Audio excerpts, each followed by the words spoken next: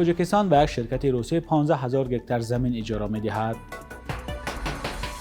مقامات تاجیکستان جزئیات سازشنامه با شرکت روسی بیتکا گروه را شرح دادند. فروخ یوسفزاده، معاون اول رئیس کمیته سرمایه‌گذاری و اداره اموال، 26 می در مجلس نمایندگان گفت گروه شرکت‌های بیتکا باید دوام 10 سال آینده در تاجیکستان 150 میلیون دلار سرمایه‌گذاری کرده کارخانه کارکرد نخی پخته تا محصولات نهایی سازد. در عوض تاجیکستان عهدهدار شده است که برای کشت پخته به شرکت بیتکا نه کمتر از 15,000 گکتار زمین با انفراساختار ضروری جدا می‌کند. مهلت استفاده این زمین‌ها دائمی یا نه کمتر از 20 سال پیش بینی شده است. قرار است این زمین‌ها اساساً در منطقه کولاب به شرکت روسی داده شوند. سازشنامه با شرکت بیتکا ماه اکتبر سال 2025 در جریان سفر پرزیدنت روسیه ولادیمیر پوتین به تاجیکستان امضا شده بود.